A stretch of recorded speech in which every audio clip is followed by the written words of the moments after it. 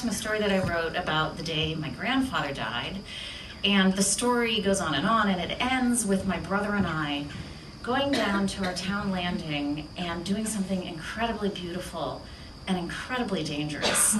And we were breaking up, the bay in front of our house was completely frozen, and we were jumping on the ice and breaking and making icebergs. We were like, we've got icebergs, and we were pushing off with a stick and floating out into the ocean.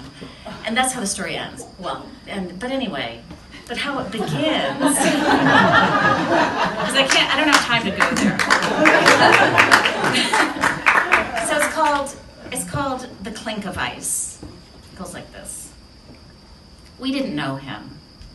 A muted memory hovered in the clouds above the house where I grew up, but nothing you could sink your teeth into. My grandfather lived in the vapor, never really condensing into a solid, not heavy enough to overcome the upward pressure of our existence, never bothering to rain. Nothing to collect in buckets, no puddles to splash through, no drying off, no tears. His nothingness was just an extra floor above the roof line we tended to forget was even there. Our focus was elsewhere. The nuts and bolts of growing up were closer to the ground. Our family of 4 was an island, disconnected from any mothership. One decision after another led our parents to the coast of Maine, to a farmhouse that needed a lifetime of repair, where they didn't intend to stay for long. The vision was temporary. But our parents chose the coast of Maine, and it was far enough along I-95 that no family member of theirs would just drop in. It was a hike. It holds a beauty tourists recognize in the summer, and a sledgehammer of 4 powerful seasons. You go through a lot, year in, year out, just managing the weather.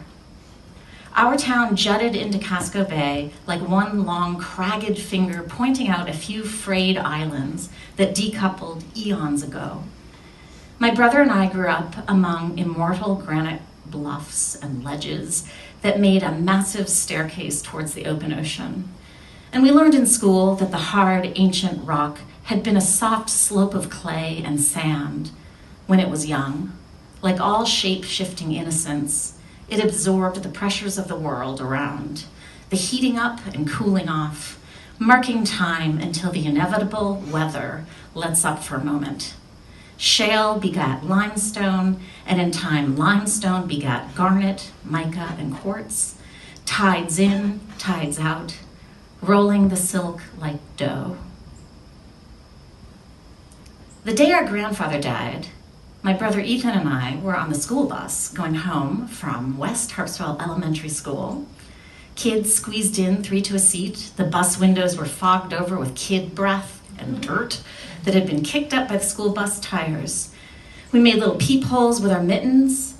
From our perch, we could see occasional snippets of ocean through the thick forest of birch, maple, and pine that met up on both sides of the road.